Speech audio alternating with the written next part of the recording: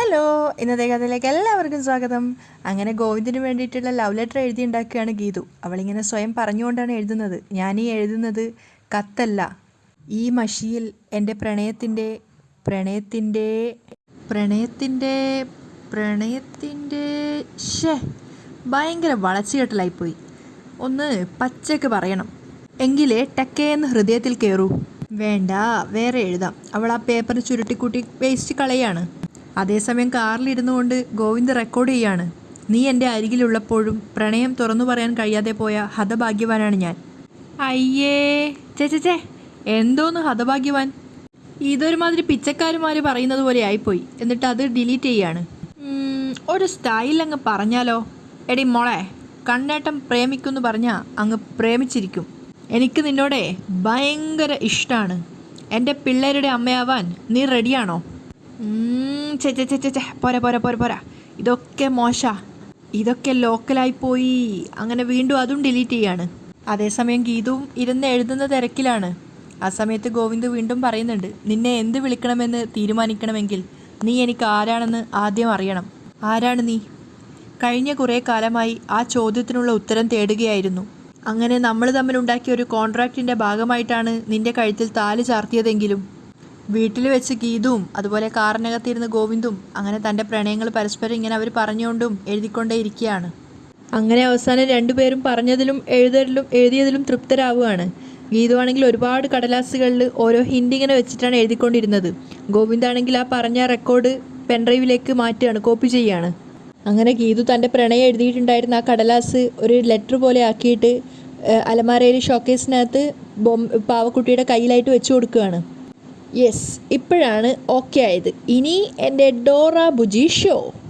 അതിനുശേഷം അലമാര അടച്ചിട്ട് തിരിച്ചു വന്നിട്ട് അതിലേക്ക് പോകാനുള്ള ഹിൻഡ് ഓരോ സ്ഥലത്തുമായിട്ട് വെക്കുകയാണ്.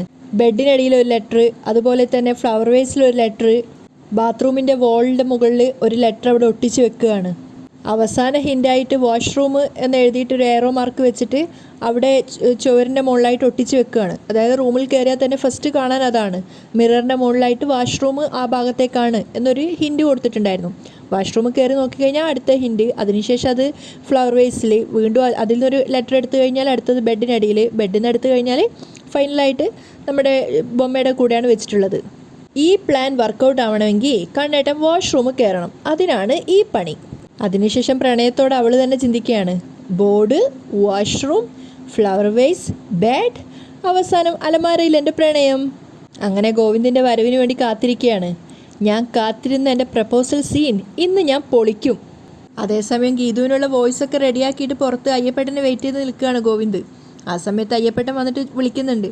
എത്ര സമയമായി ഭക്ഷണം കഴിക്കാൻ പോയിട്ട്? ഇങ്ങനെ സമയം എടുക്കാൻ പാടുണ്ടോ? കുഞ്ഞ് സമയം പോലെ പറഞ്ഞോട്ടെ എന്ന് കരുതി.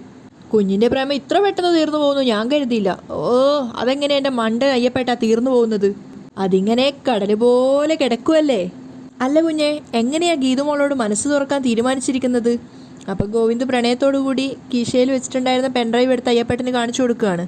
ദാ, ഇതിനുള്ളിലുണ്ട് എൻ്റെ പ്രണയം. എൻ്റെ മനസ്സ് ഞാൻ ഇതിനുള്ളിലാക്കിയിട്ടുണ്ട്. അതെ, ഈ മനസ്സ് എങ്ങനെ അവിടെ എത്തിക്കും?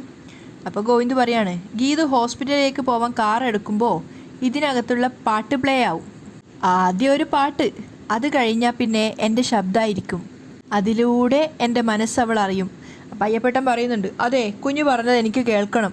വേണ്ട, നിങ്ങൾ കേൾക്കണ്ട, അതൊക്കെ എൻ്റെ ഗീതുവിന് മാത്രം കേൾക്കാനുള്ളതാ. ഇതെന്തൊരു കഷ്ടാ കുഞ്ഞെ, ഇത്രയും കാലം കുഞ്ഞിൻ്റെ കൂടെ നടന്നിട്ട് ഇങ്ങനെ ഒരു പ്രധാന കാര്യം വന്നപ്പോൾ എന്നെ വെറുതെ അന്യനാക്കരുത്. അയ്യേ, അയ്യപ്പേട്ടൻ എനിക്ക് അന്യനൊന്നുമല്ല. പക്ഷേ അയ്യപ്പേട്ടാ, ഇത് സംതിങ് സ്പെഷ്യലാ, ഗീതുവിന് മാത്രം. എങ്കിൽ ശരി, അയ്യപ്പേട്ടനോട് അതിലുള്ള പാട്ട് ഏതാണെന്ന് മാത്രം പറ. ഗോവിന്ദ് പ്രണയത്തോട് കുറച്ചു നേരം ആലോചിച്ച് നിന്നിട്ട് പറയുന്നുണ്ട്, ഒരിക്കലും മറക്കാനാവാത്തൊരു പാട്ടാ. എൻ്റെ ജീവിതത്തിലെ ഏറ്റവും മറക്കാനാവാത്ത നിമിഷങ്ങൾ, ഞാനും ഗീതവും ഒരുമിച്ച് കാട്ടിലായ ദിവസങ്ങൾ. അവളെന്ന് നിർബന്ധിച്ചപ്പോൾ ഞാനൊരു പാട്ടുപാടി. ഗോവിന്ദ് ഇങ്ങനെ മൂളുകയാണ്. എന്നിട്ട് പറയുന്നുണ്ട്, ആ പാട്ട് കേൾക്കുമ്പോൾ അവൾ ആ കാട്ടിലെ നിമിഷങ്ങൾ ഓർക്കണം. ആ മനോഹര ദിവസങ്ങൾ പോലെയുള്ള ജീവിതമാണ് ഞാൻ അവൾക്ക് കൊടുക്കാൻ ആഗ്രഹിക്കുന്നതെന്ന് അവൾ അറിയണം. അതാണ് ഞാൻ തിരിച്ച് പ്രതീക്ഷിക്കുന്നത് എന്ന് അവൾക്ക് തോന്നണം.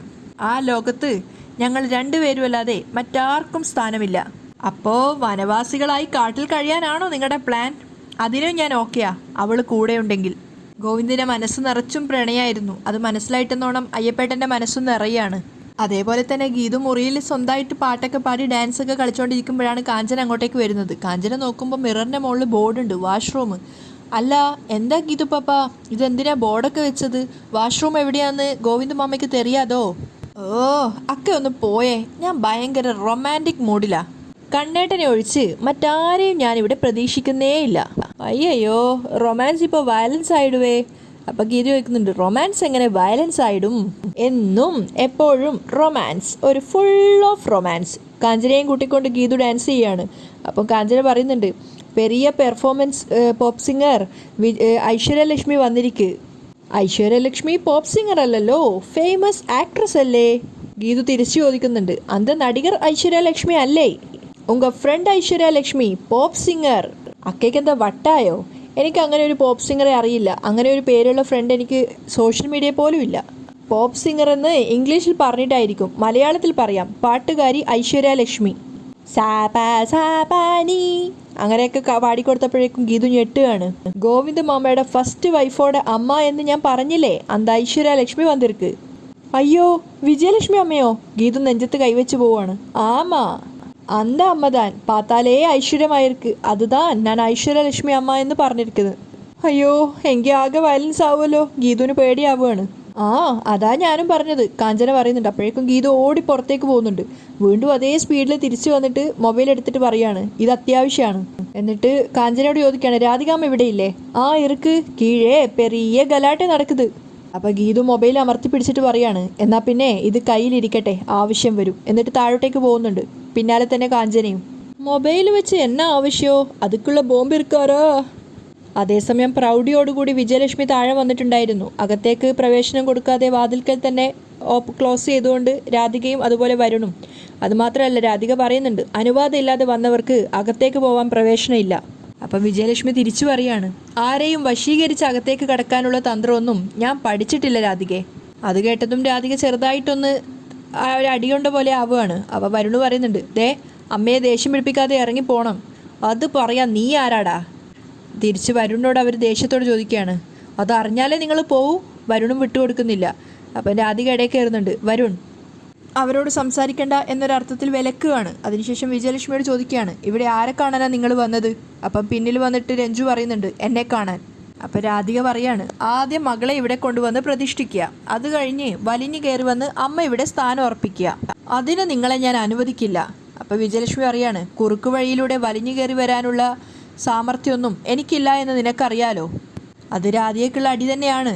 നീ സമ്മതിച്ചാലും തടഞ്ഞാലും എല്ലാ അവകാശങ്ങളോടും കൂടി ഒരു ദിവസം ഞാൻ ഇവിടേക്ക് വന്ന് കയറും. അത് കേട്ടതും രാധിക ഒന്ന് ചൂളുകയാണ്. അപ്പോൾ വരുണ് പറയുന്നുണ്ട്, രഞ്ജു ഗോവിന്ദേട്ടൻ്റെ വെറും ഫ്രണ്ട് മാത്രമാണ്, അതിൻ്റെ അവകാശത്തിൽ നിങ്ങൾ എന്ത് സ്ഥാപിക്കാനാ? അപ്പം വിജയലക്ഷ്മി പറയുന്നുണ്ട്, ദേ കഥ അറിയാതെ ആട്ടം കാണുന്ന പയ്യനാ നീ.